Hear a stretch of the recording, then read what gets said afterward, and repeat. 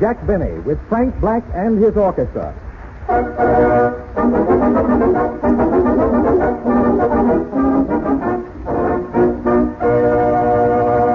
The orchestra opens the program with Where's That Rainbow from Peggy Ann. And now for that man of mirth, humor, jokes, Rochester, Buffalo, Cleveland, and all points west, Mr. Jack Benny on track 5. Thank you. Hello again. That was Aloys Havrilla, folks, who has me mixed up with the 20th century. I don't know, we're all goofy up here. You know, he's supposed to introduce me as Jack Benny, that big-hearted gentleman, but I guess he forgot his lines, you know. I know what I'm doing. Well, anyway, we got a scoop for you tonight. Real hot news. Let us be the first program to announce that today is Easter Sunday. Yes, sir. Jack, how do you find out these things? Oh, by just keeping my eyes open, Aloys. You know, always on my toes. And I want to tell you it was a pleasure today to see the ladies walking down Fifth Avenue in their new Easter clothes. Of course, they ruin the few bucks we try to save since Christmas, you know. I'll say. But after all, it's Easter, and the women do need new outfits. You know, first a green dress, then a green hat to match. Oh, sure. Sure, then they have to get a green shoes to match the hat. Oh, you know. of course. Yeah. Then a green bag to go with the shoes. Then they ask you for something green to put in the bag. You know, those legal blotters that the government keeps printing, you know. And then you married men have to start saving again. I'll tell you, fellas, the only way to hang on to your dough is to marry a Scotch nudist. I think... Jack, what are you talking about? I don't know, Havrilla. There's a microphone here. I thought I'd use it, you know. However, as I was saying, it is nice to see people out in their new spring finery. New hats, new dresses, new suits. And it is nice to see the new Chevrolet with its shining hood. It's beautiful to I'll the grant body. you that, Aloys. I'll grant you. After all, that's what we're here for, yes. Hello, gentlemen. Happy Easter. How do you like my new coat? Very nice, Mary. But say, why a raccoon coat? This is Easter. I know, but they're so cheap this time of the year. Oh. You know, I'm getting 10% off. Off what? I don't know. Wait till you get the bill. I see. Where were you all day? Well, I was up in Harlem trying to get some colored eggs. In Harlem? Why, Mary, you have to buy plain eggs and color them yourself. Of course, there are all kinds of eggs. You know, there's a chicken egg, there's a duck egg, then there's Jack Benny. Hello, Frank. Happy Easter, Jack. Happy Easter to you, Frank. Yippee. That was Yippee by Frank Black, which is equivalent to our Hi-de-ho, you know? Yay, man. Hey, Frank, you're raring tonight, really. What makes you so hot? I've got on red flannel underwear. Oh, so that's where the heat's coming from. I thought it was the radiator, you know? I think it's a shame for Frank to come up here in his flannel underwear. But Mary, he's wearing a full-dress suit over it, you know? Oh, I thought that was his underwear. Mary, quiet. He can hear you, you know. It certainly is a pleasure to be on the same program with you two. Thanks, Frank. I always wanted to go slumming. Yeah, remember, folks, he's just a musician, that's all, you know. Well, let me ask you something. What do you do that's so good? Well, I thought so. You leave Jack alone. He has more talent in his little finger than you'll ever have. I don't believe it. Neither do I, but that's what he told me. Atta girl, Mary. Shut up. Hello, everybody. Do you need me? People just arrived. What's your name again? Singing Frank the Chevrolet Man. Oh, yeah, I thought I recognized you. Yeah, I'm the fellow who paid the check last night. Oh, sure. Hello, sucker. Say, Parker, I saw you on Fifth Avenue today. Who was that beautiful girl you were walking down the street with? That was no girl. That was my cane. I thought she was rather thin, yes. No. Well, what were you talking about when I came in? Well, nothing much. We were just talking about Easter clothes and so forth. Oh, that reminds me, Jack. I wrote a poem about Easter. Mary, will you stop writing those poems? That's the only trouble with this program. Well, just listen to this one. All right. Easter comes but once a year, even as you and I.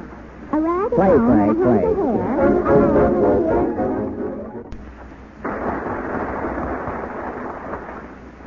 So the man worthwhile is the one who can smile on a happy Easter day. Hey, hey. That was Frank Black and his orchestra by Mary Livingston. That's the last poem I'll ever write. There goes the telephone. I'll take it, Jack. Okay, Mary. Hello? Yes? Yes? Who's it for, Mary? It's a rush call. They want to know if Mr. Onion from Bermuda's here tonight. Why, Mary, this is April Fool's Day. Oh, yeah? I'll answer no more phones today. Don't get sore, Mary. It's just a gag. Come here, Mary. We'll pull it on Frank Black. Because we'll have him call up a number and play a joke on him, see? Well, doesn't he know it's April 1st? He doesn't even know what year this is. Now, look, here's what we do. You go over and ask Black to call up Whitehall 41560 and ask for Mr. Mackerel. Well, what's funny about that?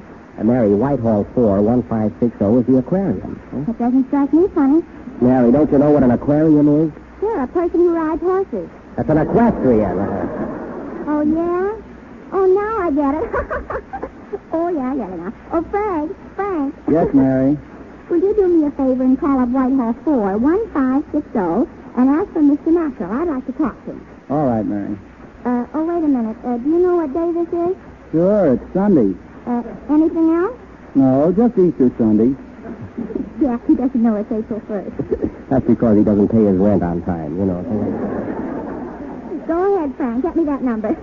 Oh, boy. Hello, operator. Operator. Get me Whitehall 41560. So fun. Hello? Hello, I want to speak to Mr. Mackerel. What a jerk. Hello, is this you, Mac? How are you, Mac? Must be something wrong here someplace. I'm glad to hear it. How's Mrs. Mackerel? Come on, answer me. Don't flounder around. Oh.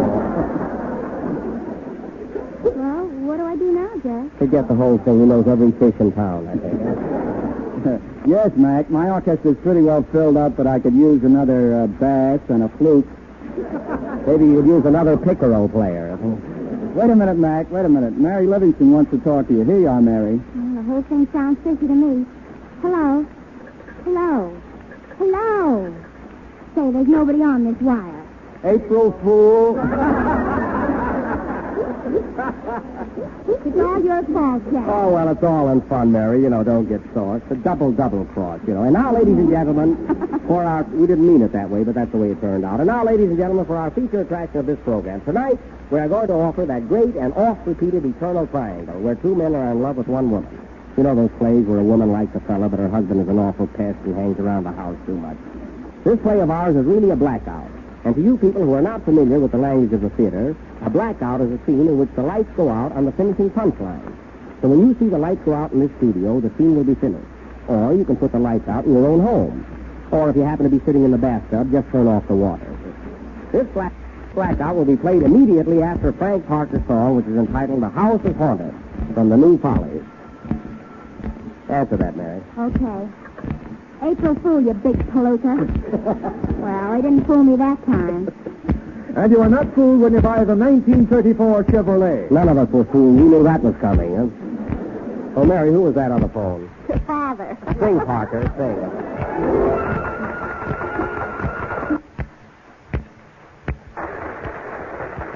That was Frank Parker singing The House is Haunted. And now for our blackout, the Eternal Triangle, played by the husband, Lionel Havrilla, the wife, Kathleen Livingstone, and the lover, Clark Denny. Curtain. Music.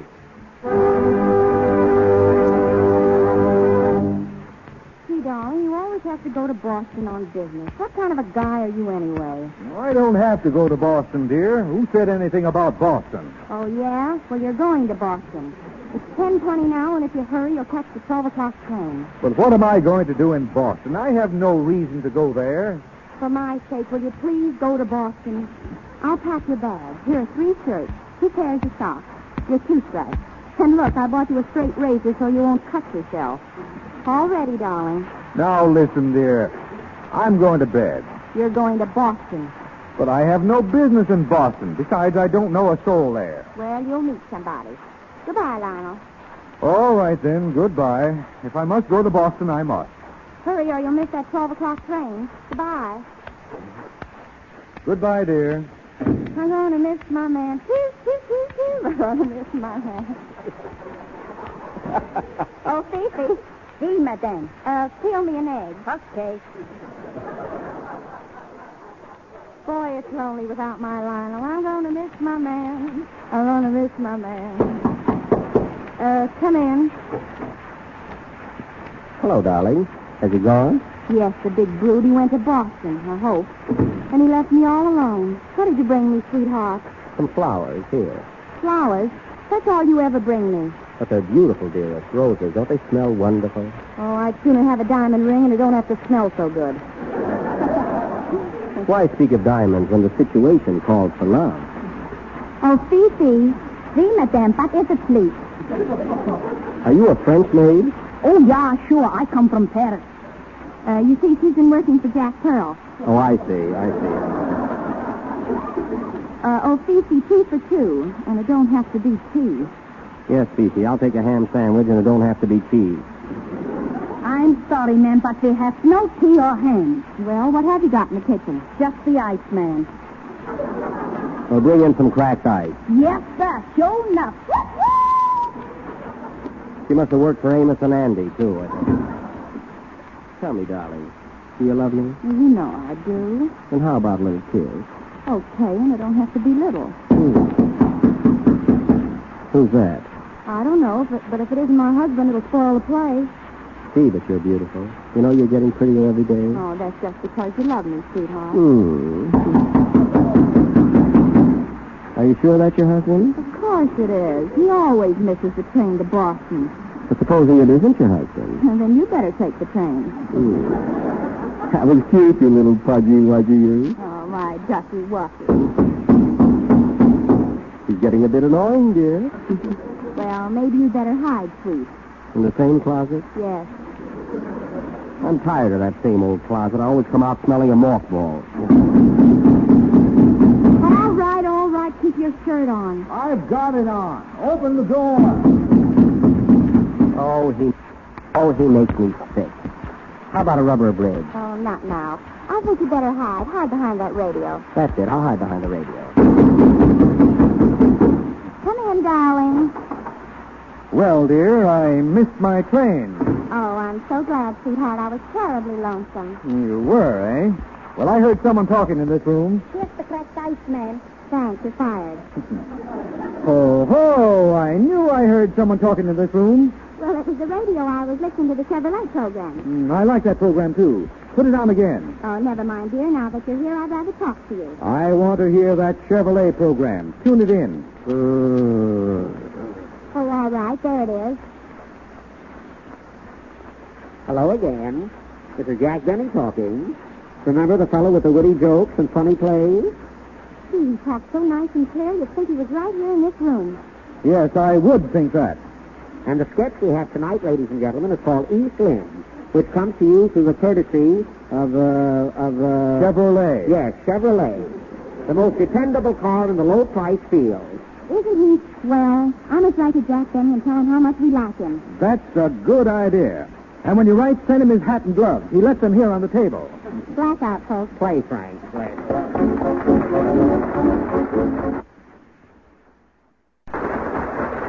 That was You've Got Everything, played by Frank Black. And now, ladies and gentlemen, as this is the last program in our Chevrolet series, I want to say it has been a real pleasure being associated with Chevrolet and the members of this company.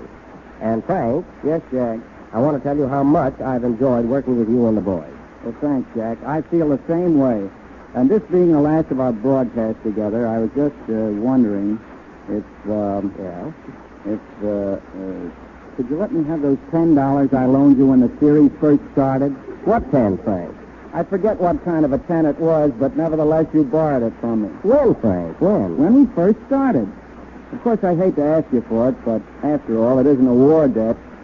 Well, I don't remember the incident, Frank, but if you say I owe it to you, why, here it is. I mean, what's $10 in my life? Thanks. I hope this won't interfere with your health. Well, no, it won't. Well, so long, Frank. Good luck to you, Jack. Thanks. There's one $10 bill going out of circulation. Say, Black. Yes, Aloys. I want to tell you that it's been a real pleasure working with you all these months. The pleasure was all mine, Aloys, and I wish you the best of luck. Oh, thanks, Frank. But this being the last of this Chevrolet series, and not knowing where you lived. I thought we'd straighten things out a little bit. What's on your mind, Alois? Remember that day you borrowed 10 from me to buy some music or something? I don't remember borrowing a $10 bill from you. Probably was 2 5. But if you say I owe it to you, Alois, here you are. Well, thanks, Frank. I knew you'd remember it. If you hadn't brought it up yourself, I'd never mentioned it.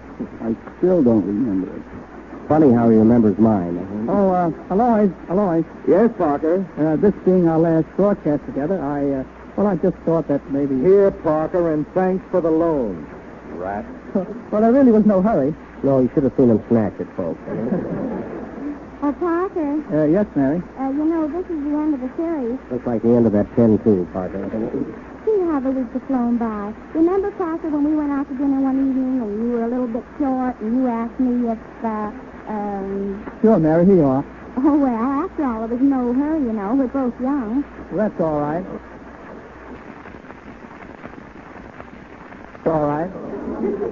I'm glad it's off my mind.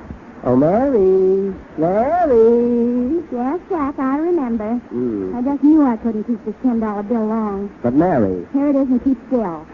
Well, I guess we're all straightened out. Our last program. Is everybody satisfied? I don't know. I still think I'm out $10. Yippee! You said it. Well, folks, I guess we're all square now. Wait a minute. You may be square in this studio, but how about me? What's the matter with me? Wait a minute. What's this? What do you mean, who are you? Eddie Cantor.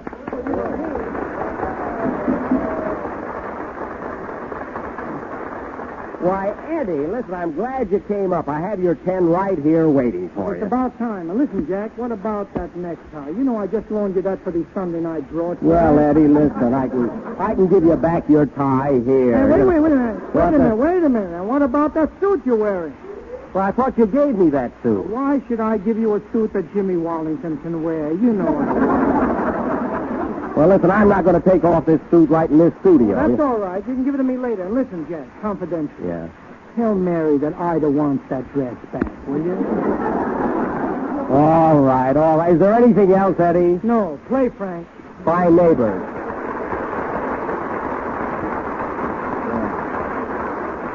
Fine neighbors we have in this studio. It's the last time I'll drink coffee. The last program in the Chevrolet series. And again, I want to thank everybody on this program and Chevrolet for a most enjoyable and happy year on the air. Me too. See you shortly, folks. Good night.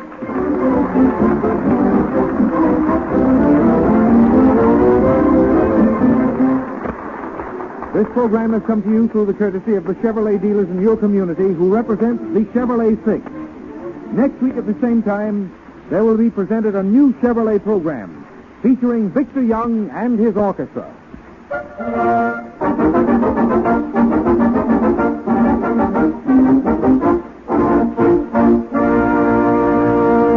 This is the National Broadcasting Company.